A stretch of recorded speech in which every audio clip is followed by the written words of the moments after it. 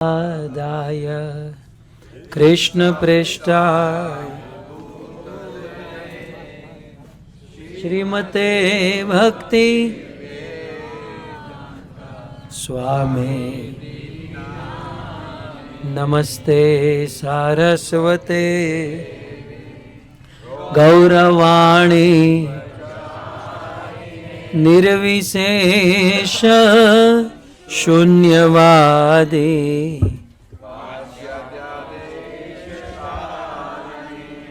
जगत गुरु श्रील प्रभुपाद की। परम सौभाग्य है वास्तव में ब्रज में जब हम आते हैं तो विधान तो यही है कि ब्रजवासियों के मुख से ही हमें सुनना चाहिए। और श्री चैतन्य महाप्रभु कहते हैं ब्रजवासी गणेर मोर सहज परिति। ब्रजवासियों के प्रति या धामवासियों के प्रति भगवान की सहज प्रीति होती है, सहज प्रेम होता है।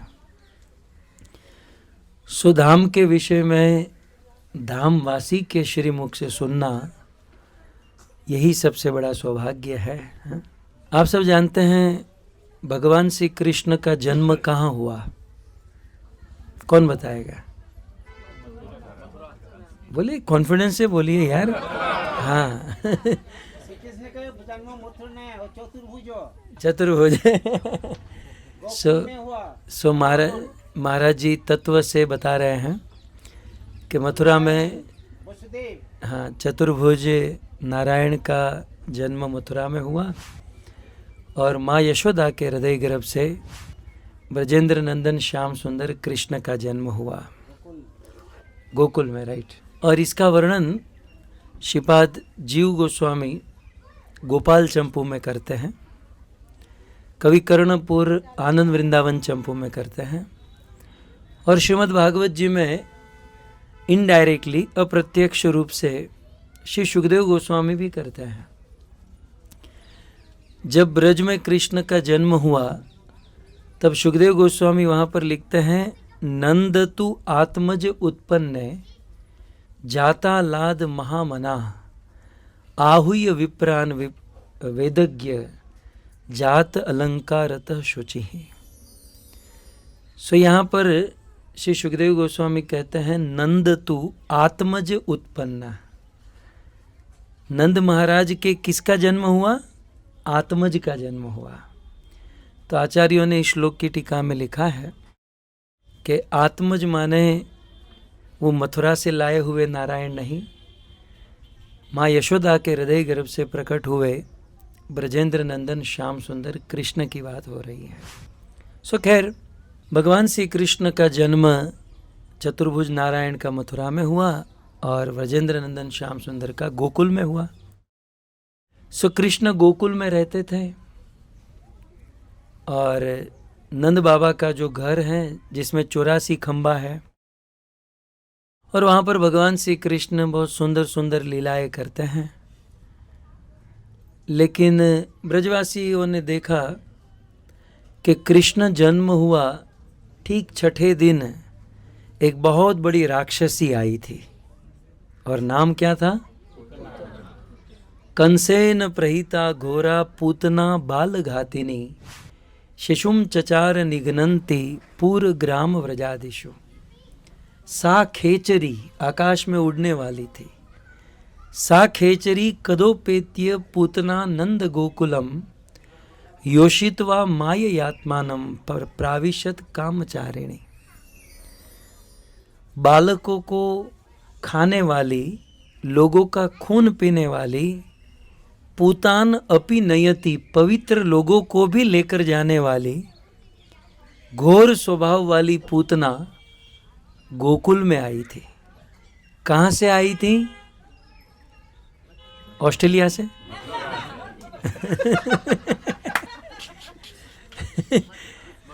ब्रिस्बेन से। नहीं, अब बाद में बताइए। मैं आपको पूतना का वर्णन यदि करूं तो पूतना जब गोकुल में आई तो सुखदेव जी कहते हैं योषित्वा, स्त्री का रूप लेकर आई थी और रूप कैसा था? लंबे लंबे नाखून थे, नाखून में कलर किया था, बाल बिखरे हुए थे और बालों में थोड़ी हाईलाइट की हुई थी, मेकअप किया था। क्या लग रही है, कहाँ से आई थी?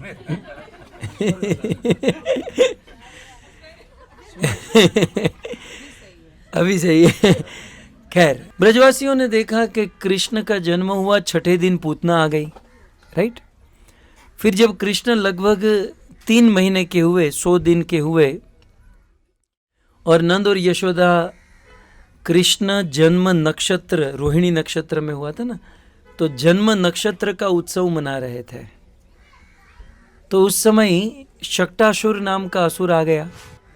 छठे दिन पूतना आई, 3 महीने के बाद शक्टासुर आया। जब कृष्ण का प्रथम बर्थडे था, पहला जन्मदिन था, तब तृणावर्त नाम का असुर आ गया, है ना। जब से कृष्ण का जन्म हुआ है, तब से कोई ना कोई असुर कृष्ण को मारने के लिए आता है। और फिर कृष्ण थोड़े से बड़े हुए, आप सब जानते हैं, माखन की चोरी करने लगे हैं। और एक दिन सारे ब्रजवासियों ने आकर माँ यशोदा को शिकायत की कि माँ, हम तेरे लाला के साथ ब्रज में नहीं रह पाएंगे। क्यों? क्योंकि वो माखन चोरी करता है, खाता कम है, घर को बिगाड़ता ज़्यादा है। अकेला आए तो हमें कोई प्रॉब्लम नहीं है, लेकिन अपनी पूरी टीम को लेकर आता है। अच्छा, उनकी टीम में ब्रजवासियों के बच्चे हो तब भी कोई प्रॉब्लम नहीं है, लेकिन बंदरों को साथ में लेकर आता है। अरे लोग खाते कम है, बिगाड़ते ज़्यादा है, दिन भर हम काम करती रहती हैं। सो हमारे ब्रज में एक भजन है, अपना गांव लेव नंद रानी, हम कहूँ अनंग बसेरी जाए। हे रानी जो, आप इसे लेकर कहीं चले जाओ, नहीं तो हमको छोड़ना पड़ेगा। यशोदा ने कहा, क्या किया मेरे लाला ने? बोले, क्या नहीं किया ये बताइए। हम जब पनघट पर पानी भरने जाती हैं तो हमारी साड़ी पकड़कर आंख मार के कहता है, मेरे से शादी करेगी? अब बताओ, ये शादी का मतलब भी ठीक से नहीं जानता और हमें इस प्रकार से कहता है? बोले, और क्या करता है? बोले, वत्सान, भागवत जी में ये सब वर्णन है, 10वें स्कंद के 8वें अध्याय में। वत्सान मुंचती क्वचित असमये क्रोध संजात हास। बोले, असमय में हमारी गौशाला में आ जाता है और बछड़ों को छोड़ देता है। अब बछड़े काफी, आप जानते हैं ना, दिन में एक ही टाइम उसे गाय के पास लेकर जाते हैं ताकि वो दूध पी सके।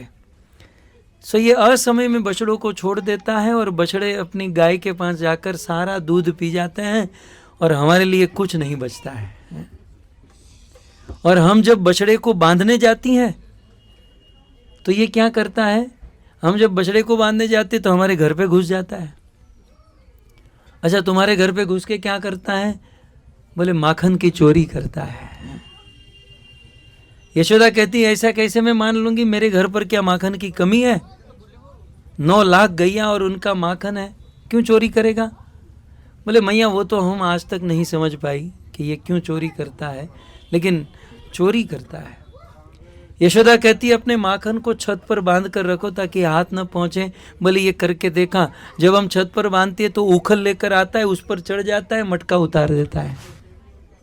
बोले, और ऊपर बांधो। बोले, ये भी करके देखा, एक लंबी लकड़ी लेकर आता है, दिखने में छोटा है लेकिन है सबका बाप। उस मटके में बिल्कुल बीच में एक होल करता है और सब लोग मुंह खोलकर खड़े रह जाते हैं। ऊपर से धार होती है, लोग खाते हैं, पीते हैं। यशोदा ने कहा कि और ऊपर बांधो। बोले, ये भी करके देखा, जब मटका और ऊपर बांधती हैं तो नीचे 10 बच्चे खड़े रहते हैं, उसके ऊपर 5, ऊपर 3, 2 और सबसे ऊपर तुम्हारा कन्हैया खड़ा रहता है और मटका उतार देता है। यशोदा ने कहा, एक काम करो, यदि ऐसा है तो घर पे माखन रखो ही मत। माखन होगा तो चोरी होगी ना। हमारे भारत में सरकारी बस में एक चोर चढ़ा और एक बूढ़ी माता जी के गले में से सोने का हार खींचकर भागा। दूसरे दिन उसी बस में वो चोर चढ़कर उस माता जी को एक जोर से थप्पड़ मारा। ये क्या नकली हार पहन कर आते हो, कल मैं 10 किलोमीटर दौड़ा इस हार के चक्कर में। मतलब होगा तो कोई चुराएगा ना, तुम अपने घर पर माखन रखो ही मत, माखन होगा तो चुराएगा। बोले मैया ये भी करके देखा, जब हम घर पर माखन नहीं रखती है ना और कृष्ण को माखन नहीं मिलता है ना, तब ये हमको श्राप देता है, श्राप देता है, इस घर में मेरे खाने के लिए माखन नहीं है। दरिद्रे वस्तु अस्मिन गृहे, इस गृह में, इस घर में दरिद्रता होगी, इस घर की 21 पीढ़ी हाथ में कटोरा लेकर भीख मांगेगी, सब भिखारी हो जाएंगे इस घर के, मेरे खाने के लिए माखन नहीं है। तो मैया डर के मारे, प्रेम से नहीं, डर के मारे। यहां भी सब लोग प्रेम से कहां बैठे हैं किसी ना किसी के डर के मारे बैठे हैं कि नहीं बैठेंगे तो बुरा लग जाएगा। सो डर के मारे हमको माखन रखना पड़ता है। लास्ट में यशोदा ने का एक लास्ट फाइनल प्लान देती हूं, तुम एक काम करो, कृष्ण जब माखन चोरी करने के लिए आता है तो उसको सामने से माखन दे दो, सामने से दे दो, और तुम्हारा जितना माखन खाएगा 10 गुना मैं तुमको दे दूंगी, लेकिन आज के बाद मेरे बेटे का नाम मत बिगाड़ना। बोले मैया ये भी करके देखा, हमको पता है 2:30 बजे घर पर आने वाला है, तो हम 1 बजे ही बैठ जाती हैं माखन का मटका लेकर के सामने से माखन दे देगी तो घर तो नहीं बिगड़ेगा, तोड़ फोड़ तो नहीं होगी। जब कृष्ण अपनी पूरी टीम को लेकर आता है, हम सामने से ऑफर करती है कन्हैया माखन खाएगा, जानते हो ये क्या हम पर क्रोध करता है, भिखारी समझ के रखा है क्या, हम लोग भिखमंगे हैं, माखन खाएगा, माखन, राजा का बेटा हूं, नंद बाबा ब्रज के राजा है, राजा का बेटा भीख मांगेगा, तुझे कितना माखन चाहिए, चल मेरे साथ, माखन खाएगा, माखन खाएगा। हम लोग फोकट का फ्री का नहीं खाते हैं, हम मेहनत करके खाते हैं तो जानती नहीं चोरी करने में कितनी मेहनत करनी पड़ती है, कितना प्लान लेना पड़ता है, कितना रिस्क उठाना पड़ता है। माखन खाएगा, माखन खाएगा। तो फाइनली कंक्लूजन यह है कि कृष्ण को सीधा सीधा माखन नहीं पसंद, इसको चोरी का माल ही पसंद है चोरी का माल ही पसंद है। हमारे गौड़ीय भक्तों ने बहुत सारे अष्टकम है ना, शिक्षा अष्टकम, दामोदर अष्टकम है ना, सच्ची सूत अष्टकम, वैसे एक अष्टकम लिखा चोराग्य अष्टकम चोराग्य मतलब चोर को प्रणाम करते हुए 8 श्लोक लिखे ले लिखते हैं, ब्रजे प्रसिद्धम नवनीत चोरम, हमारे ब्रज में एक चोर आया है, क्या चुराता है, बोले नवनीत माखन चुराता है। इतना ही नहीं, गोपियों के वस्त्र को चुराता है, और इतना ही नहीं, अनेक जन्मार्जित पाप चोरम, अनेक अनेक जन्मों के पाप को चुरा लेता है। सच कहें ये चोर नहीं, ये दुनिया में जितने भी चोर है ना वो सबका सरदार है ये। इसलिए चोराग्र गमनम पुरुषम नमामि, हम इस चोर के सरदार के चरणों में प्रणाम करते हैं वहां पर वो लिखते हैं, दुनिया में हमने चोर देखे, किसी के पैसे चुराते हैं या गोल्ड चुरा लेते हैं, किसी के घर पे जाके टीवी फ्रिज चुरा लेते हैं, या सफेद कोट में जो डॉक्टर होते हैं किसी की किडनी तक चुरा लेते हैं। यहां तक हमने चोर देखे हैं, लेकिन हमारे ब्रज में जो चोर आया वो तो इससे भी आगे निकल गया। क्यों? क्योंकि ये तो राधा रानी का हृदय ही चुरा लेता है। श्री राधिकाया हृदयस्य चोरम चोराग्र गमनम पुरुषम नमामि। तो बहुत सुंदर ये अष्टकम, आप लोग कभी पढ़िएगा। लेकिन उस अष्टकम में एक पॉइंट बहुत सुंदर मुझे जो अच्छा लगता है, ये भजन लिखने वाले लिखते हैं कि कृष्ण आप चोर हैं, इसमें कोई डाउट नहीं है आप लोगों को डाउट?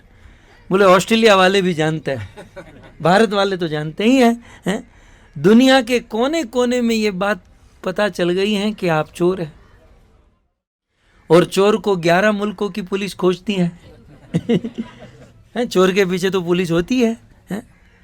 इसलिए चोर को है ना अंधेरा पसंद है, चोर को साधुओं को उजाला पसंद है कि कब सुबह होगी, मंगला आरती होगी, हरि प्रभु दर्शन होंगे।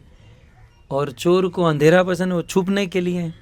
बोले प्रभु आप चोर हो इसमें कोई डाउट नहीं है, और चोर अंधेरा खोजता है। तो एक बात बताऊं, मेरे हृदय में करोड़ों करोड़ों जन्म का अज्ञान रूपी अंधकार भरा है। प्रभु आप मेरे हृदय में छिप जाइए, दुनिया का कोई आपको खोज नहीं पाएगा। तो इस प्रकार से एक भक्त भगवान को प्रार्थना करता है। सार यही है कि भगवान श्री कृष्ण गोकुल में रहते हुए माखन की चोरी करते थे, और एक बार गोपियों ने शिकायत की।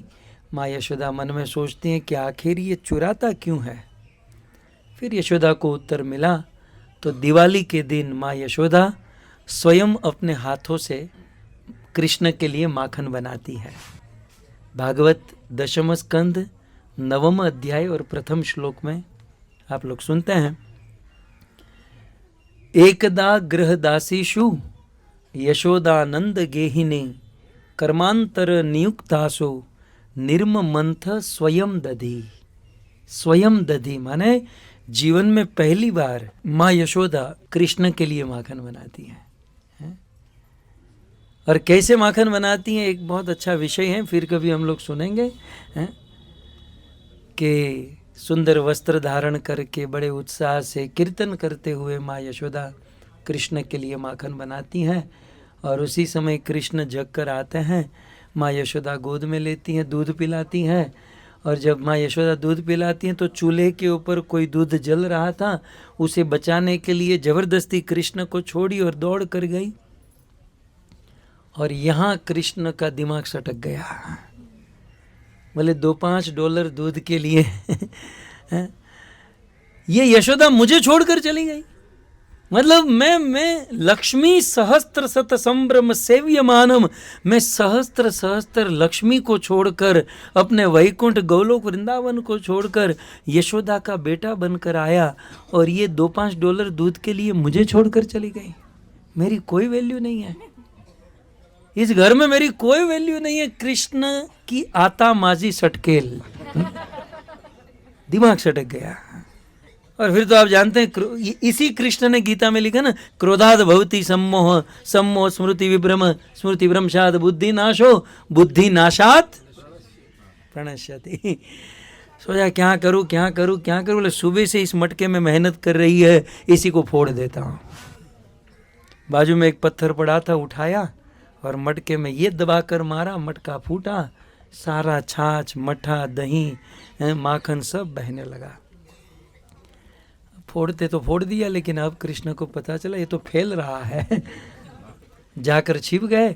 यशोदा अंदर से आई, घर पर मटका फूटा हुआ देखा। बोले जो लड़का अपने घर पर मटका फोड़ सकता है, वो दूसरों के घर पे क्या नहीं कर सकता है। आज तो मैं कन्हैया को दंड देकर रहूंगी। हाथ में छड़ी लेकर कृष्ण का पीछा करती हैं। जैसे ही पर्दा हटाया, कृष्ण उखल से कूदे।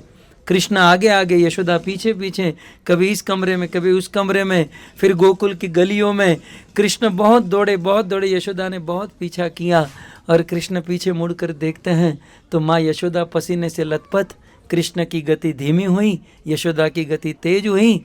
माँ यशोदा ने कृष्ण को पकड़ लिया और उखल से, और सत्यव्रत मुनि ने पद्म पुराण में लिख दिया, नमामेश्वरम सच्चिदानंद रूपम लसत कुंडलम गोकुले विराजमानम। ये हम लोग कार्तिक महीने में जो गाते हैं। अच्छा, मैं आपको ये सब क्यों सुना रहा हूँ? ये तो गोकुल की लीला है, हम तो अभी नंदगांव वृंदावन में है, राइट।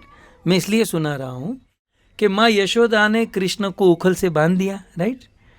और फिर यशोदा अपने काम पर चली गई, सब लोग अपने अपने काम पर चले गए। फिर क्या हुआ, बलराम जी उस दिन घर पर नहीं थे। किसी ने दाऊ को कहा कि भाई तेरे छोटे भाई को किसी ने बांध दिया। और दाऊ ब्रज के दादा है, दाऊ दादा, जैसे हमारे मुंबई में भाई लोग होते हैं, वैसे यहाँ के दादा है दाऊ। बोले मेरे छोटके को किसी ने बांध दिया, आज मैं उसे नहीं छोड़ूंगा। यदि कोई स्त्री है तो आज उसका पति विधुर है, और यदि कोई पति कोई पुरुष है तो उसकी पत्नी आज विधवा होगी, बच्चे अनाथ हो जाएंगे। आज मैं उस आदमी को नहीं छोड़ूंगा। कौन, किसने बांधा मेरे भाई को? बलराम जी खोजते खोजते घर पर आए तो पता चला माँ यशोदा ने बांधा है। सारी हवा निकल गई। बोले माँ ने बांधा है तो मैं कुछ नहीं कर सकता, लेकिन चलो जो बंधा है उसकी खबर तो ले लूं। हमारे गुजराती में खबर काटवा जाए, कोઈક માંદું હોય, કોઈક હોસ્પિટલમાં હોય, किसी को बीमार, આપણે ત્યાં ખબર કાઢવા જાય ને, આ ગુજરાતીમાં જ હોય, હિન્દીમાં ન હોય। इंग्लिश वाले तो दूर दूर तक खबर नहीं निकालते हैं, પણ આપણે ત્યાં એક એવી ટર્મ છે ખબર કાઢવા જઈએ, રાઈટ? ખબર કાઢતા આવડવી જોઈએ હો। હવે પેલો બિચારો 15 દિવસથી હોસ્પિટલમાં હોય, ગ્લુકોઝના બાટલા ચડ્યા હોય, અને જઈને પૂછે શું થયું? તો પેલો કે જો ને ડોક્ટર કહે છે કે મને કોવિડ થયો। કોવિડ? કોવિડ તો ભગવાન દુશ્મન નહીં નો દે। ફલાણા રમેશભાઈને કોવિડ જ હતો ને, 3 દિવસમાં મરી ગયા, એટલે તુંય મરવાનો। मतलब अपनी वाणी से कैसे सपोर्ट करना, ये भी एक बहुत बड़ी बुद्धिमानी है। सो बलराम जी कृष्ण की खबर लेने गए, राइट? और बड़े भाई को देखकर बलराम कृष्ण रोने लगे, भैया मुझे यहाँ से छुड़ाओ। बलराम जी ने कृष्ण के पकड़े कान और मोड़ने लगे। मैंने कहा था चोरी मत करना, चोरी मत करना, की अब भोग तो, दंड भोग तो। बोले भैया ऑलरेडी मैं परेशान हूँ, ऊपर से तुम मेरा कान खींच रहे हो। मैं आज के बाद चोरी नहीं करूँगा, लेकिन अभी तो मुझे छुड़ा दो। बलराम जी ने कहा कैसे छुड़ाऊँ? माँ ने बांधा है, दुनिया में और किसी ने बांधा होता तो छुड़ा देता, मैया ने बांधा है। भैया मेरे लिए कुछ करो। बोले एक ट्राई कर सकता हूँ। बोले करो। और आए भाई दाऊ दादा। दाऊ का अंदाज भी बढ़िया है। दाऊ आए माँ यशोदा के पास, माँ उसे छोड़ दो। मैया तू नीचे क्या देख रहा है, मेरे सामने देख। माँ मैंने कहा ना उसे छोड़ दो। मैया क्यों छोड़ू? बोले माँ तू जानती नहीं वो कौन है? अच्छा, वो उखल से बंधा हुआ रो रहा है, मैं नहीं जानती, तू बता दे कौन है? बोले माँ वो विष्णु है, विष्णु। अच्छा। यशोदा कहती हैं बिल्ली की आवाज सुनकर रोते रोते मेरी गोद में आ जाता है, वो विष्णु है? हाँ माँ वो लीला कर रहा है, वो विष्णु है। उसी ने सतयुग में नरसिंह अवतार धारण किया और हिरण्यकश्यप को फाड़ दिया। इसी ने वामन अवतार लेकर 2 कदम में पूरे ब्रह्मांड को नाप दिया। इसी ने परशुराम अवतार लेकर 21 बार संसार के क्षत्रियों का विध्वंस किया। माँ वो विष्णु है, तूने विष्णु को बांध के रखा है। माँ कहती है ओह तूने आज मेरी आंखें खोल दी। अब उसका तो इंट्रोडक्शन दे दिया, तू तेरा भी बता दे, तू कौन है? वो विष्णु है, तू कौन है? बोले मैं संकर्षण, अनंत शेष, जिसके मस्तक पर करोड़ों ब्रह्मांड टिके हैं। माँ थोड़ा सा माथा हिले ना, ब्रह्मांड के ब्रह्मांड गिर जाए। जब बलराम जी बोल रहे थे ना, यशोदा ने वो छड़ी को फेंक दिया था, फिर से उठा लिया और बलराम को छड़ी दिखाकर कहती है ये सारे अवतार मेरे ही घर पे होने थे, ये अवतार लेने के लिए मेरा ही घर मिला और किसी का तुमको घर नहीं मिला। भाग, नहीं तो तुझे भी बांध दूंगी कृष्ण के साथ। और जो भाई बनकर आए थे वो ऐसी दुम दबाकर भागे यहाँ से। सूरदास जी हमने नाम सुना होगा, ब्रज के बड़े संत हैं, प्रेमी संत, उन्होंने ये लीला अपने पद में लिखी है। सो ये ब्रज हैं, यहाँ पर ये रस बहता है। लेकिन मैं ये कहना चाह रहा था कि कृष्ण को उखल से बांध दिया। कृष्ण को जब उखल से बांधा तो कृष्ण नंद बाबा के प्रांगण में 2 वृक्ष थे, अर्जुन वृक्ष, और क्योंकि वो ट्विंस थे इसलिए उसे यमलार्जुन कहते। यम माने जोड़ा, ट्विंस, राइट? तो कृष्ण देख रहे बेचारे कितने परेशान, ये दोनों पेड़ ये दोनों ट्री वृक्ष कितने परेशान हैं, कितने सालों से बेचारे यहाँ पर बंधे हुए हैं। तो मैं आपको यदि प्रश्न पूछूं, क्या कृष्ण इस वृक्ष को पहली बार देखे होंगे? 5 साल से जन्म लिए ना, रोज उस वृक्ष को देख रहे थे, लेकिन कृष्ण को दया जो है ना आज आ रही है, इसके पहले कभी दया नहीं आई। और मन में सोच रहे कि आज ये दोनों वृक्षों का मुझे उद्धार करना है। भाई तो इतने साल तक आप कहाँ थे? आपको पहले ये नेक विचार आना चाहिए। तब आचार्यगण लिखते हैं कि अब तक कृष्ण को करुणा या दया नहीं आई। क्यों? क्योंकि कृष्ण स्वयं बंधन में नहीं थे। जब खुद पर बंधन लगा तब दूसरों के बंधन का एहसास हुआ। किसी ने सही कहा है, घायल की गति घायल जाने हैं। घायल की गति घायल जाने हैं। जो दुखी होता है ना, जो जीवन में दुख को भोगता है, भोगत चुका है, उसे दूसरों के दुख का एहसास होता है ना। बाकी दुखों के ऊपर चर्चा तो बहुत हो सकती है, बातें तो बहुत कर सकते हैं, लेकिन जिसने ये सब झेला है ना, वो फील कर सकता है ना। जैसे हम पुरुष लोग हैं, राइट, हम पुरुष लोग हम बोल सकते हैं कि एक स्त्री के जीवन में कितना कष्ट है। अबला तेरी यही कहानी, दिल में दर्द आंखों में पानी। स्त्री के जीवन में अपने माँ बाप को छोड़कर ससुराल में जाने की वेदना, फिर जब प्रेग्नेंट होती हैं तो 9-9 महीने तक बच्चे को गर्भ में रखना और उसे जन्म देने की वेदना, ये हम पुरुष लोग बोल सकते हैं, लेकिन वो फील तो वो स्त्री ही कर सकती है जिन्होंने अपने जीवन में झेला है, राइट। आज कृष्ण जब स्वयं बंधन में आए तब यमलार्जुन के बंधन का एहसास हुआ। बोले आज उद्धार करूंगा। कृष्ण उखल से बंधे थे, वहां से उखल को लेकर गिरे और चलने लगे, जैसे वो बच्चे चलते हैं ना, अपने हाथ और घुटन से चलने लगे। दोनों वृक्ष के बीच में से निकल गए। उखल जो था ऐसे तिरछा फंस गया और कृष्ण ने थोड़ा सा उस उखल को खींचा। कई वर्षों से जमीन में जड़ जमा कर खड़े थे वो दोनों वृक्ष, वो धड़ाम करके धरती पर गिर गए।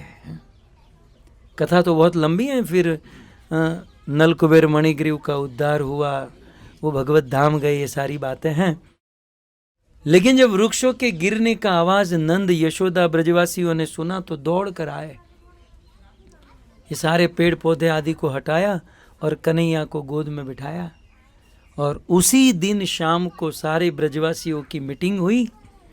और मीटिंग का एजेंडा क्या था?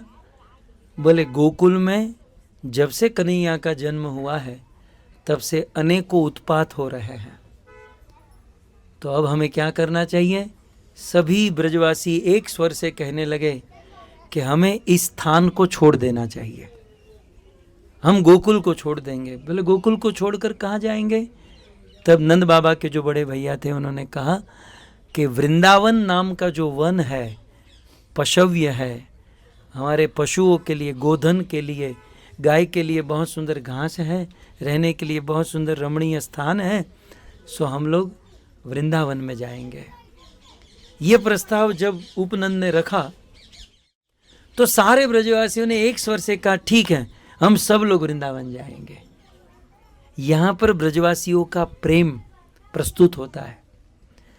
आप सब भारत में, मुंबई में आदि सिटी में रहने वाले, हमारे वहाँ ना सोसाइटी की मीटिंग होती है जिस बिल्डिंग में रहते हैं ना, तो एजेंडा होता है रीडेवलपमेंट का या कुछ ना कुछ रिपेयरिंग का तो जितने भी लोग बैठे होते हैं सबके मत अलग होता है और कुछ ही कोई ये करेंगे, कोई और। मीटिंग बिना झगड़ा किए ख़त्म नहीं होती है। आधे लोग कहेंगे रीडेवलपमेंट करेंगे, आधे कहेंगे नहीं करेंगे, आधे कुछ अलग ही दिशा में बैठे होते हैं। एक छोटी सी मीटिंग में ऐसा होता है, लेकिन यहाँ पर पूरा ब्रज, सारे ब्रजवासियों ने एक स्वर से कहा कि कन्हैया की रक्षा यदि वृंदावन जाने से होती है तो हम सब वृंदावन जाएंगे। ये प्रेम था ब्रजवासियों का। और सारे ब्रजवासी उसी दिन, दूसरे दिन अपना सारा माल सामान बैलगाड़ी में, छकड़ों में रखकर गोकुल से वृंदावन आ गए। अब आपकी जानकारी के लिए कह दूं, भागवत में जिस वृंदावन का जिक्र है वो वृंदावन नंदगांव, आज का नंदगांव, आज हम जिसे नंदगांव कहते हैं ना, वो है एक्चुअल वृंदावन, राइट। भागवत जी में जिस वृंदावन का वर्णन, और आज हम जिसको वृंदावन कहते हैं वो एक्चुअली रमण रहती है, राइट। जहाँ हम लोग इस्कॉन मंदिर, कृष्ण बलराम मंदिर, हम उस स्थान को वृंदावन कहते हैं ना। सो भागवत जी के अनुसार नंदगांव को ही वृंदावन कहा गया है। और सारे ब्रजवासी गोकुल से वृंदावन, यहाँ नंदगांव में ट्रांसफर होता है। और ये कृष्ण के जीवन में तो पहली ऐसी लॉन्ग जर्नी थी, राइट। मतलब गोकुल से वृंदावन, मतलब ये लॉन्ग ड्राइव जीवन में पहली बार कृष्ण और बलराम बैलगाड़ी में बैठकर इतनी लॉन्ग ड्राइव पर जा रहे थे, तो बड़े एक्साइट थे। यशोदा, कृष्ण, बलराम एक बैलगाड़ी पर बैठे थे और कृष्ण कभी हिरण को देखते, कभी इसको देखते, कभी मोर देखते, कभी खरगोश देखते। और छोटे छोटे बच्चों के मन में प्रश्न बहुत होते हैं, जिज्ञासा बहुत होती है। कृष्ण ने हिरण को देखा, माँ वो क्या है? माँ ने कहा वो हिरण है। माँ उसकी बाजू में जो है वो क्या है? बोले वो हिरनी है। माँ हिरनी क्या होती है? बोले हिरण की पत्नी होती है।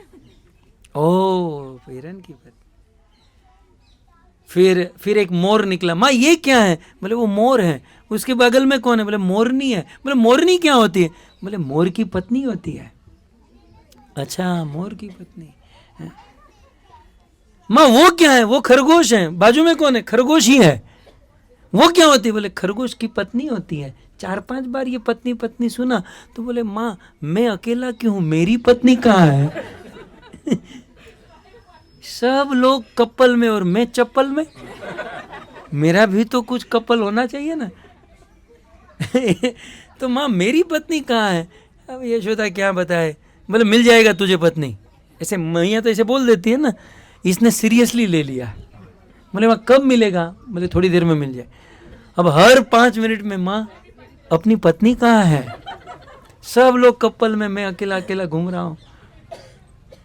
हर 5 मिनट में कृष्ण वसूली कर रहा है, माँ पत्नी कहाँ है मेरी? माँ परेशान हो गई, पत्नी कहाँ है, पत्नी कहाँ है? अब दोपहर का समय हुआ, अब भोजन का टाइम हुआ। सब लोग छकड़े से बैलगाड़ी से उतरे और ऐसे गोलाकार में बैठे थे। अब कृष्ण ने कहा माँ देख इतना टाइम बीत गया, पत्नी नहीं मिल रही है। माँ यशोदा ने कहा देख कन्हैया, ये जितनी भी स्त्रियां बैठी है ना, उसमें से तुझे जो भी अच्छी लगती है, तू जिसके गोद में बैठ जाएगा वो तेरी पत्नी।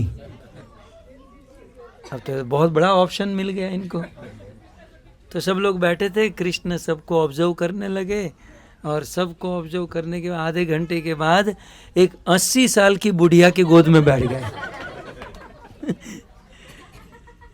जैसे आप लोग हंस रहे हैं ना, वैसे सब लोग हंसने लगे। बोले कन्हैया तुझे पत्नी बनाने के लिए यही मिली थी? कृष्ण ने कहा इनके साथ मेरे सारे गुण मिल रहे हैं। अच्छा कौन सा गुण मिल रहा है इनके साथ? बोले देखो इसके दांत हैं, मेरे भी कोई दांत नहीं है। ये भी वेदांती, मैं भी वेदांती, हम दोनों वेदांती, अच्छी जमेगी हमारी। वेदांती वाले एक तो वो वेदांत वाला वेदांती, एक बिना दांत वाले को भी वेदांत कहते हैं। खैर, दांत से एक बात याद आई, हमारे वहाँ आर्टिफिशियल दांत होते हैं ना बूढ़े होने के बाद। एक प्रभु जी किसी दंपति के घर पर गए, 3 दिन तक रुके। 3 दिन के बाद जब लौट रहे थे तो गदगद होकर कहे कि आप पति पत्नी में कितना प्रेम है। दुनिया में यदि प्रेम की मिसाल हो तो आप लोगों में है। मैं 3 दिन तक आपके घर पर रहा, लेकिन पति भोजन करता है तो पत्नी नहीं करती, पति के भोजन के बाद ही पत्नी भोजन करती है। क्या क्या है? तब उसने कहा ऐसा कुछ नहीं है, हम दोनों के बीच में एक ही दांत है। वो आर्टिफिशियल दांत जो होते हैं ना, हम दोनों में दांत है नहीं, केवल एक जोड़ी दांत है। मैं खाता हूँ उसे धोकर ये पहन लेती है, वो खा लेती है। खैर, गोकुल से निकले थे और नंदगांव, यहाँ वृंदावन जिसको कहते हैं, यहाँ पर आ गए। शिव जी ने बड़ा तप किया था और भगवान से मांगा था कि प्रभु मुझे सौभाग्य कब मिलेगा कि जब आप मेरे सानिध्य में लीला करोगे। तो महादेव यहाँ पर नंदीश्वर पर्वत के रूप में विराजमान हुए और उस नंदीश्वर पर्वत के ऊपर ही पूरा नंदगांव बसा हुआ है, जिसका दर्शन हमने कल किया उस पर्वत पर जाकर। आइए अब नंदगांव और यहाँ की थोड़ी सी लीला महाराज जी ने तो बताई है, बहुत अच्छे से आपने सुनाया। मैं टूटा फूटा आपको थोड़ा बहुत सुना देता हूँ। अब नंदगांव में आ गए, गोकुल से नंदगांव में ट्रांसफर हो गए और यहाँ रहकर कृष्ण की प्रथम लीला कौन सी हुई जानता है? गैया चराने की। अब कृष्ण को क्या था, रोज यशोदा को कहते हैं माँ मैं गैया चराने कब जाऊंगा, मैं गैया चराने, माँ यशोदा कहती तू अभी छोटा है, तू खो जाएगा, तू थक जाएगा। तो कृष्ण अपने मसल्स दिखाते थे, माँ देख कितने मसल्स हैं मेरे, मैं कितना बड़ा हो गया हूँ माँ, हाँ मेरी चोटी भी कितनी बड़ी हो गई है माँ, अब मैं छोटा नहीं रहा, तू चिंता मत कर, हाँ? मैं घर से खा कर जाऊँगा और डिब्बा लेकर जाऊँगा, हम खाएंगे, और दाऊ मेरे साथ है। रोज कृष्ण माँ यशोदा को कह देते हैं। और एक दिन माँ यशोदा ने नंद बाबा से निवेदन किया, नंद बाबा ने फिर से ब्रजवासियों की मीटिंग की और उस मीटिंग में प्रस्ताव पास हो गया कि काम करते हैं, बच्चों को बछड़े चराने के लिए हम भेजते हैं। सो बछड़े चराने के लिए सब भेजने, अब अनुमति मिल गई। जो भगवान करोड़ों करोड़ों ब्रह्मांड को चलाते हैं, उस भगवान को ब्रज में गाय और बछड़े चराने के लिए ब्रजवासियों से परमिशन लेनी पड़ती है। ये हैं ब्रज। बड़े बड़े देव द्वारन के ठाड़े, बाट ताकत गिरधारी। बड़े बड़े देवता लाइन में खड़े रहते हैं कि कब प्रभु का दर्शन मिलेगा, लेकिन वही भगवान इस ब्रज में राधा रानी की राह देखते हैं, कब आएगी, कब मैं उसका दर्शन करूँगा। हाँ? पूरी दुनिया सावन भादो के महीने में कृष्ण को झूले पर झुलाती है, लेकिन वही कन्हैया ब्रज में राधा रानी को झूले में बिठाकर राधा रानी को झुलाते हैं। सो ऐसो चटक मटक को ठाकुर, ब्रज के एक सवैया में लिखा है कि ऐसो चटक मटक को ठाकुर, तीनों लोकन हूँ मैं नाय। तीनों लोक में ऐसा चकाचक भगवान कहीं पर रही है। सो ये सारी बातें हैं। तो अब बछड़े चराने की परमिशन मिल गई तो सारे बच्चे मिलकर प्लान करते हैं कि कल हम कहाँ जाएंगे, तू क्या डिब्बे में लाएगा, तू क्या लाएगा, कहाँ खाएंगे, क्या खेलेंगे। ये सारा प्लान करते करते रात को लेट हो गया। सारे सखा जाकर सो गए और कृष्ण को सोने में देरी हुई तो जगने में भी देरी हो गई। सारे सखा अपने बछड़ों को लेकर कन्हैया के द्वार के पास खड़े हैं, कन्हैया सोए हैं और कन्हैया को जगाते हैं। यह दृश्य हमारे जूनागढ़ के संत नरसिंह मेहता ने अपने पद में उतारा है। आप कहो तो 2 लाइन गा देता हूँ। मारे અહીંયા સુધી આવી ગયું છે, હે એમ વાંધો નહીં ને। હે જાગને તુ જાદવા, कृष्ण गो वालिया, तुझ विना धेनुमा कौन, हालो हालो जगाड़ो जगाड़ो, कौन जाशे हे जागने तुझा। 360 गोवाळो टोळे वळ्या, ए वडो रे गोवाळियो कोण थाशे हे जागने तुझा। देवा क्या है। नरसिंह मेहता नु आ प्रभात्યું सुबह सुबह। नरसिंह मेहता का चिंतन तो आप देखो फिगर के साथ, कितना 360। ये सब भागवत में नहीं लिखा है, लेकिन तो पूरा एग्जैक्ट फिगर देकर बोले 360 गोवालिया, 360 गोप सखा कृष्ण के द्वार के पास खड़े खड़े कृष्ण को पुकारते हैं कि कन्हैया हम तो आ गए, अब हमारा लीडर कौन बनेगा, तेरे अलावा हमारा अनुशासन कौन करेगा कन्हैया, तुम चलो। हाँ खैर फिर कृष्ण जगते हैं। माँ यशोदा यमुना के जल में कृष्ण को स्नान कराती हैं। महाप्रभु वल्लभाचार्य आओ करावी दिए स्नान। यमुना जल माँ केसर घोड़े, स्नान कराऊं हल्के हाथे अंगो चोड़ी, अन लाड लड़ाऊं। मैं आपको एक बुरा न लगे तो एक बात कहूँ, हम लोग है ना अभिषेक बहुत करते हैं, चाहे जन्माष्टमी, राधा अष्टमी, और उस अभिषेक में वो जूस से अभिषेक करते हैं। आप विचार करो कि आपके घर पर कोई छोटा सा बच्चा हो, क्या आप उसको मौसम्बी के, संतरे के जूस से अभिषेक कराओगे? आँखों में वो खट्टापन चला जाएगा तो कष्ट नहीं होगा?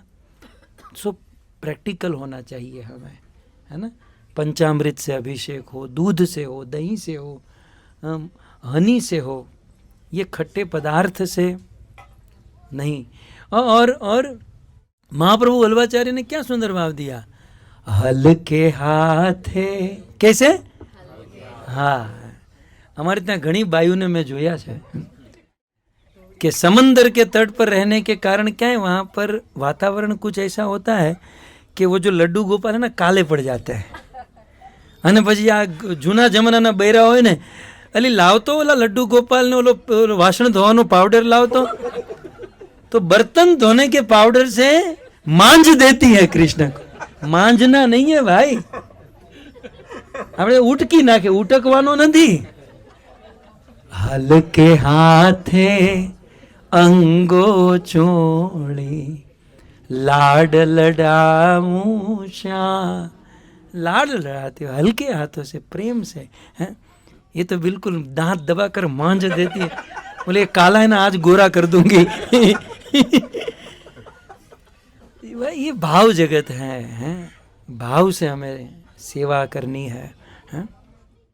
सो माँ यशोदा ने स्नान कराया, सुंदर वस्त्र पहनाए, आभूषण पहनाए, और फिर कृष्ण सखाओं के साथ छोटी छोटी गैया, छोटे छोटे ग्वाल, छोटो सो मेरो, क्या खावे गैया, क्या खावे ग्वाल, घास खावे गैया, दूध पीवे ग्वाल, माखन खाए मेरो मदन, छोटी छोटी गैया, छोटे छोटे ग्वाल, छोटो सो मेरो मदना। एक बात बताएं, गाय चराने का बहाना था। गाय तो बेचारी अपने आप चरती थी। गाय चराने के बहाने कन्हैया सखाओं के साथ खेलना, कूदना, गोपियों को देखना, ये सारा सौभाग्य करते थे। और अब यहाँ नंदगांव में आकर, इस वृंदावन में आकर, तो जितनी भी लीला हुई 90% भगवान श्री कृष्ण की लीला गैया चराते हुए हुई। गोचारण लीला में ही सारी लीलाएं भगवान श्री कृष्ण की संपन्न हुई। तो जिस स्थान पर हम लोग बैठे हैं, बाबा जी कह रहे थे अभी अभी कि दिन भर गैया चरती थी, कृष्ण खेलते थे, खाते थे, नाचते थे, कूदते थे, और फिर जब गोधूली वेला का समय होता था, संध्या का समय, वापस लौटने का समय होता था, तो कृष्ण इस वृक्ष के नीचे खड़े होकर गैया को पुकारते थे। इसको कहते हैं टेर, कहते हैं, पुकारते थे, हे गंगे यमुने। महाराज जी की तरह इतना तो नहीं चिल्ला सकता। ये तो कितना जोर जोर से उत्साह में, आप देखो तो सही, हरि भक्ति में क्या ताकत है। कारी गोरी गंगे यमुने, इस प्रकार से कृष्ण इस वृक्ष के नीचे खड़े रहकर गैया को पुकारते थे, और गैया दौड़ कर कृष्ण के पास आ जाती थी। मुझे आपसे महाराज जी जब कह रहे थे, मैं चिंतन यही कर रहा था कि आप ये मत समझो कि हम लोग ही हरि नाम लेते हैं। भगवान श्री कृष्ण की जितनी भी लीला है वो प्रेजेंट टेंस में है, वो अभी भी आज भी हो रही है, राइट। लेकिन हम तो क्या है, व्याकरण के इतने पैदल लोग हैं कि हम लोग इतना माइंड नहीं करते हैं जितना ये संत लोग इस पर ये करते हैं। और भक्त तो भगवान का नाम लेते हैं, हम 16 माला चैंटिंग करते हैं, राइट। लेकिन हम भगवान का जितना प्रेम से नाम लेते हैं ना, इससे कोटि गुना अधिक भगवान अपने भक्तों का नाम लेते हैं। नहीं तो आपके मन में प्रश्न होता होगा ना, कृष्ण करते क्या होंगे? क्या कृष्ण कोई जॉब करते हैं? उसको कोई बिजनेस है, कोई फैक्ट्री है? उसके तो संकल्प शक्ति से ब्रह्मांड चलता है। तो फिर 24 घंटे नवरे ही है, और कोई काम तो है नहीं, राइट। कुछ ऐसे करने लायक कुछ तो है नहीं। तो फिर कृष्ण करते क्या है? कृष्ण अपने भक्तों का स्मरण करते हैं। भगवान अपने भक्तों का चिंतन करते हैं। जैसे हम भगवान का नाम पुकारते हैं, भगवान अपने भक्तों का नाम पुकारते हैं, है ना। सो यहाँ से इसी वृक्ष के नीचे से भगवान गैया को पुकारते थे, हैं? और सारी गैया दौड़ कर आती थी। एक संत ने बहुत सुंदर, गुजरात के संत ने लिखा है, नदे साध जे नाथ जी सादल या जित संत, आपनु नाम पुकारता धेनु कान धरंत। एक दोहा है कि भगवान अपनी बांसुरी से गाय का नाम पुकारे, एक साधारण सा पशु दौड़कर उनके पास आ जाता है। एक साधारण पशु का नाम पुकारो तो वह दौड़कर हमारे पास आ जाता है। यदि प्रेम से भगवान का नाम पुकारे तो भगवान दौड़कर हमारे पास क्यों नहीं आएंगे। बस पुकारने की देरी है। गजेंद्र ने पुकारा तो भगवान हरि के रूप में गरुड़ के ऊपर सवार होकर आए, और द्रौपदी ने पुकारा तो द्वारिका से नंगे पांव दौड़कर आ गए। सो भगवान की प्राप्ति में देरी नहीं है, बस हमें केवल प्रेम से पुकारना है, राइट। तो भगवान यहाँ से गैया को पुकारते थे, और फिर 5000 वर्ष बीतने के बाद, आज से 550 वर्ष पूर्व, श्री चैतन्य महाप्रभु ने अपने पार्षदों को ब्रज में भेजा, और उनमें से प्रमुख थे श्री रूप गोस्वामी, हमारे ब्रह्म मध्व गौड़ीय धारा के प्रमुख आचार्य। हम सब लोग रूपानुग है। चैतन्य महाप्रभु ने रूप गोस्वामी को शास्त्र का ज्ञान और कृपा प्रदान की, और उससे श्री रूप गोस्वामी ने ग्रंथ भक्ति रसामृत सिंधु, उपदेशामृत, उज्ज्वल नीलमणि जो ग्रंथ लिखे, वो भक्ति राज्य के कॉन्स्टिट्यूशन बन गए।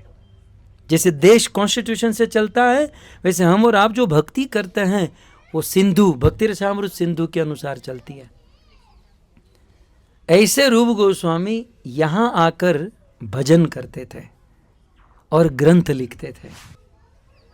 स्वरूप गोस्वामी यहाँ पर भजन और ग्रंथ, महाप्रभु की आज्ञा से ये सब चल रहा था। तो एक बार रूप गोस्वामी शरीर से बड़े भाई सनातन गोस्वामी यहाँ पर आए, तो रूप गोस्वामी के मन में भाव उमड़ा कि ओह, बड़े भाई आए हैं, वरिष्ठ हैं, और मैं तो बाबा जी बनकर यहाँ बैठा हूँ, मेरे पास तो कुछ है नहीं। और एक स्वाभाविक है ना कि घर पर कोई साधु संत आए तो उनकी सेवा करने का भाव होता है।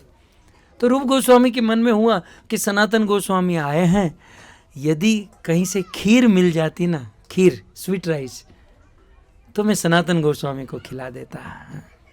बस रूप गोस्वामी के मन में एक ऐसा संकल्प हुआ।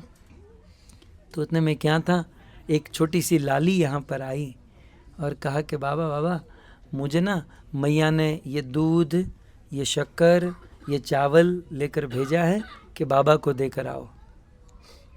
बाबा ने कहा, बेटा मैं तो ग्रंथ लिख रहा हूँ, बेटा तुम एक काम कर सकती हो, ये सब मिक्स करके तुम खीर बना सकती हो। बोले हाँ बाबा, जैसे आपकी आज्ञा। 2 पत्थर यहाँ रखे, एक यहाँ रखा, और ऊपर पतीला रखकर दूध डाला, शक्कर चावल डाला, और खीर को उबालने लगी, और बहुत सुंदर खीर बनाई। श्रीपाद रूप गोस्वामी को दी। सनातन गोस्वामी आए तो श्रीपाद रूप गोस्वामी ने वह खीर सनातन गोस्वामी को प्रदान की। श्री सनातन गोस्वामी ने जब वो खीर ग्रहण की, बोले ये इस ब्रह्मांड की खीर नहीं है, ये मतलब इस यूनिवर्स, मतलब ये आज तक हमने तो ऐसी खीर न खाई, न देखी, न सुनी, ये कोई दिव्य खीर है। सनातन गोस्वामी रूप गोस्वामी से कहते हैं कि रूप बताओ ये खीर कौन लाया, किसने बनाई, कहाँ से आई। बोले भैया मेरे मन में ऐसी कामना हुई कि मैं आपको खीर खिलाऊं। तब तक तो एक लाली आई, निवेदन किया, और उन्होंने अपने हाथों से खीर बनाई। और तब सनातन गोस्वामी ने डांटते हुए कहा कि रूप, मेरे जैसे के लिए तुम ऐसी इच्छा की है कि खीर, और इस खीर को बनाने के लिए साक्षात श्रीमती राधा रानी धरती पर आई, और स्वयं श्रीमती राधा रानी को खीर बनानी पड़ी हम लोगों के लिए। मतलब ये विनम्रता, गौड़ीय संप्रदाय तो विनम्रता के आधार पर। तो बड़ी बड़ी उन्होंने अपना दुख व्यक्त किया कि हम लोगों के लिए प्रभु को इतना परेशान, राधा रानी को इतना परेशान, ये ठीक नहीं है। आज के बाद ऐसी मेरे लिए भी ऐसी कामना मत करना। हाँ? सो भक्त तो यहाँ पर, वो तो खीर तो यहाँ पर आई और आज भी वो खीर प्रसाद मिलता है जो साक्षात राधा रानी ने बनाई। लेकिन हमारे आचार्यों का भाव क्या है, आप देखो कितना अंतर है। हम लोग जिस संप्रदाय में जहाँ पर हैं, कितना गौरव की बात है कि यहाँ पर हम भगवान से खीर की भी आशा नहीं रखते, हम भगवान से कोई आशा नहीं रखते। हम भक्तों का क्या भाव है कि हे प्रभु हम क्या करें ताकि आप सुखी हो, तत्सुख सुखित्व का भाव। हम साधक, हम भक्त भगवान को सुखी करने के लिए भक्ति करते हैं। और दुनिया के लोग मंदिर जाते हैं तो ओम जय जगदीश हरे सुख संपत्ति घर आवे। दुनिया के लोग भगवान से सुख मांगते हैं और हम प्रेमी भक्त भगवान को सुखी करना चाहते हैं। इतना अंतर है हमारी भक्ति में और अन्यों की भक्ति में। जैसे श्री चैतन्य महाप्रभु, हम लोग रोज सुबह शिक्षा अष्टकम में बोलते हैं, आश्लिष्य व पाद रताम पिनष्टु माम। हे कृष्ण, अपने चरणों के नीचे मुझे कुचल दो या आलिंगन देकर मुझे सुखी करो। आप मालिक हो, आपको जो करना है आप स्वतंत्र हो। लेकिन हमारी ओर से तो यही निर्णय है, चाहे आप दुख दो या सुख दो, हम तो सदैव आपके ही बनकर रहेंगे और आपको प्रसन्न करने की कामना और प्रयास करते रहेंगे। सो हम भगवान के प्रेमी भक्त हैं। और प्रेमी का भाव क्या है कि हम नरक में जाए तो नरक में, हमें जीवन भर दुखी होना पड़े तो दुखी होंगे, लेकिन हमारा कन्हैया सुखी होना चाहिए, श्याम सुंदर सुखी होने चाहिए। इसे तत्सुख सुखित्व का भाव कहते हैं, जो हमारे संप्रदाय के आचार्यों का है। राइट, हमारा क्या है ना, हम एक तो भक्ति में आते हैं और भक्ति में आकर शुरू में तो अच्छे से कर लेते हैं, फिर किसी ने हार पहना ना, कोई भूल गया, कोई हमारी प्रशंसा नहीं किया तो हम रूठ कर बैठ जाते हैं। लो, ये तो हमें कॉम्प्लीमेंट भी नहीं देता है तो हमारी प्रशंसा भी नहीं करता। अरे भाई पीछे मुड़ कर देखो, जब आप भक्ति में आए तो इन सब वस्तुओं के लिए आए थे? नहीं, हम तो भक्ति में भगवान को सुख देने के लिए आए हैं। तो हम भगवान को सुख दे। हम लोग ब्रज में आए हैं तो इस ब्रज से 2-3 चीज़ लेकर जाइए कि एक, ज़्यादा से ज़्यादा अपनी सुख अपनी परवाह किए बिना भगवान को प्रसन्न करने की भावना। राइट, ये भाव हमें यहाँ से लेकर जाना है। और दूसरा, भगवान से संबंध जोड़े, कोई ना कोई वात्सल्य, साख्य, माधुर्य या दास्य, कोई भी एक संबंध जोड़े। जब भगवान से संबंध जुड़ जाएगा तो फिर भगवान को स्मरण नहीं करना पड़ेगा, वो ऑटोमेटिक स्मरण में रहेंगे। राइट, तो भगवान से संबंध जोड़े और भगवान से कोई आशा न रखकर भगवान को सुखी करने की भावना करें। हरे कृष्ण। धन्यवाद। कोई प्रश्न है किसी का? ये जो ट्री है, यस, हाँ, ये प्रश्न है कि ये जो वृक्ष है 5000 वर्ष पुराना है। हाँ, पुराना है। और इसी वृक्ष के नीचे खड़े होकर भगवान गैया को पुकारते थे। ठीक है, यस माता। हाँ हाँ, ये कदम वृक्ष है ना, तो ये उसकी डाली ऐसे जमीन पर आती है ना। पहले तो छोटा होगा, फिर धीरे धीरे बड़ा होता होगा ना। यस। प्रभु जी, आपने जो लास्ट लाइन बोली कि यहाँ पे आके हमको संबंध बनाना है और भगवान को प्रसन्न करना है, तो प्रैक्टिकली वो बता सकते हैं वो कैसे कर सकते हैं? जैसे संबंध कैसे बनाना है, क्योंकि हम अभी भी हमारा जो कंसेप्शन है वो मटीरियलिस्टिक है। हम संबंध ऐसे ही बनाते हैं जैसे कुछ लेना, अब तू मेरी हेल्प कर, मैं तुम्हारी हेल्प करता। और भगवान को प्रसन्न कैसे करते हैं, और हाउ डू वी नो कि Krishna is happy with us? Yes. So संबंध कैसे बना? इजी है कि हम सब गृहस्थ हैं, संसारी हैं, दुनिया में इतने सारे संबंध बनाकर बैठे हैं, लेकिन प्योर संबंध जो हमारा किससे है? हमारे बच्चों के साथ है। राइट, दुनिया में बाकी सबसे स्वार्थ हो सकता है, लेकिन एक माँ का अपने बेटे से क्या स्वार्थ है? बिना स्वार्थ के ऑलमोस्ट 99%। राइट, तो कुछ इस प्रकार का संबंध भगवान से, वो नित्य संबंध, जो एक तो है नित्य संबंध, वो तो फिलहाल हम जान नहीं सकते कि हमारा भगवान से ऑलरेडी संबंध जो है वो कौन सा संबंध है, वो तो हमको पता नहीं। उसके लिए क्या कहा प्रभुपाद ने? नित्य शुद्ध कृष्ण प्रेम साध्य कबू नहीं, श्रवण आदि शुद्ध चिते कर ये उदय। वो तो फ्यूचर में उदय हो जाएगा, जो नित्य संबंध है। लेकिन अभी टेम्परवरली हमें कोई ना कोई एक संबंध जोड़ना चाहिए। यदि कुछ नहीं सूझे तो दास संबंध गुरुदेव ने बनाया ही है, वो स्वामी है, हम उसके दास हैं, राइट। तो इस प्रकार का संबंध होना चाहिए। दूसरा, प्रभु को प्रसन्न करने की भावना, ये बहुत ऊंची भावना, ऊंचा लेवल है, राइट। हम तो स्वार्थ से जीते हैं, सब स्वार्थ से होता है। लेकिन जब प्रेमी भक्तों के बीच में रहोगे ना, और जब प्रेमी भक्तों से कुछ सुनोगे, उसका एसोसिएशन करोगे, तब ये भावना डेवलप होगी। जैसे हम बचपन से ही हमारा सौभाग्य रहा, गुरुदेव के साथ हम रहते हैं, तो जब जन्माष्टमी होती है ना, तो हम लोग भगवान से कुछ मांगते हैं ना, तो गुरुदेव भगवान को आशीर्वाद देते थे कि कन्हैया सुखी रहे, निरोग रहे, ऐसा आशीर्वाद देते थे। तो बचपन से हम देखते आए हैं कि गुरुजनों के मन में प्रभु को प्रसन्न करने की भावना रही, राइट। सो ये भाव प्रेमी भक्तों के बीच में रहने से आता है, ये बात है, ठीक है। धन्यवाद। Yes. Krishna played the flute out of all the other instruments. Okay. इनका कल प्रश्न था, मैंने कहा आज कहूँगा, लेकिन आज भी मैंने स्किप कर दिया। कृष्ण अन्य इंस्ट्रूमेंट न बजाकर फ्लूट ही क्यों बजाता है? तो आपको क्या लगता है, गिटार बजाना चाहिए? वायोलिन, मैंडोलिन, ये सब होना चाहिए। फ्लूट ही क्यों बजाते हैं? इसका उत्तर भागवत जी में है, वेणु गीत में। बहुत सुंदर एक प्रसंग है। गोपियाँ कहती हैं कि हे गोपी क्या कहे, ये बादलों का कितना सौभाग्य है कि जहाँ जहाँ कृष्ण चलते हैं बादल उसके पीछे पीछे चलते हैं। तो कुछ गोपियाँ कहते हैं हिरणी का कितना सौभाग्य है, कुछ कहते हैं गोवर्धन का कितना सौभाग्य है। ये सब वेणु गीत में है। फाइनली गोपियाँ कहती है सबसे ज़्यादा सौभाग्य तो बांसुरी का है, क्योंकि एक पल भी कृष्ण बांसुरी के बिना रहते नहीं हैं। रात को सोते भी है तो बांसुरी को साथ में लेकर सोते हैं। गोपियाँ कहती हैं कि हम कृष्ण पर मरती हैं, राइट। तो कृष्ण सुबह उठते ही हमें छोड़कर दूर जाते हैं। और ये बांसुरी ने ऐसा तो क्या किया है कि अपने होठों के ऊपर बांसुरी को स्थान देते हैं, बिल्कुल अधर ओष्ठ पर अमृत पिलाते हैं। आखिर बांसुरी ने ऐसा क्या किया? तो इसका आंसर गोपियाँ देती हैं। आचार्यों ने टीका में लिखा है, बोले सखी निश्चित बांसुरी ने तप किया है, सेक्रीफाइस किया है। क्या सेक्रीफाइस किया है?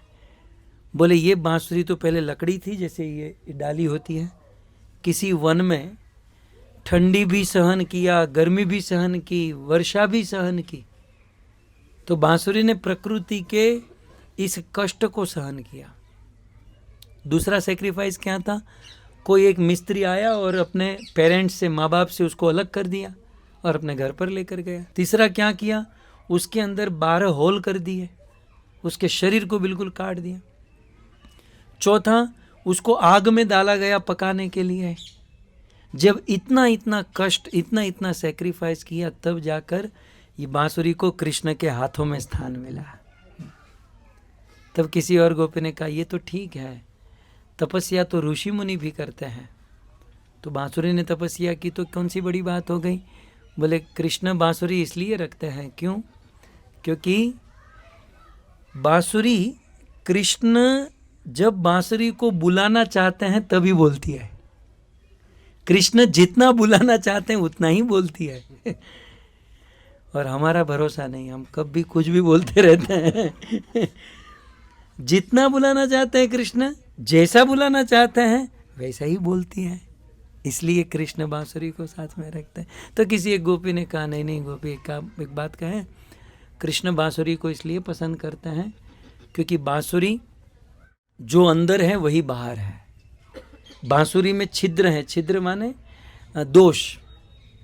तो बांसुरी के अंदर दोष है, उसे वो छिपाती नहीं है, उसे प्रकट करती है। जैसे कि हमारे अंदर दोष है, राइट, लेकिन हम लोग, जैसे मैं कैसे धोती कुर्ता पहन कर बैठा हूँ, बाहर वालों को लगता होगा प्रभुपाद के बाद यही होंगे शायद। लेकिन पता नहीं हमारे अंदर कितने सारे दोष हम लोग छिपा कर बैठे हैं, राइट। लेकिन बांसुरी का ऐसा नहीं है। बांसुरी का जो दोष है वो बाहर प्रकट दिखाती है कि भाई मेरे अंदर ये दोष है। तो निखालस है, कपट नहीं है, इसलिए कृष्ण बांसुरी को स्वीकार करता है। तो ये हो गई बांसुरी की बात। और भी एक पुराण में कथा है। एक बार कृष्ण यमुना के तट पर बैठे थे और राधा राधा राधा राधा पुकारने लगे। जब राधा राधा बोलने लगे, कृष्ण की नेत्रेंद्रिया बंद हो गई, कर्णेंद्रिया बंद हो गई, हाथ पांव सब कुछ, सारी इंद्रिया बंद हो गई। लेकिन कृष्ण की एक ही इंद्रिया चल रही थी, वो थी वाणी। राधा राधा राधा राधा राधा। और वाणी की अधिष्ठात्री देवी कौन है? सरस्वती, राइट।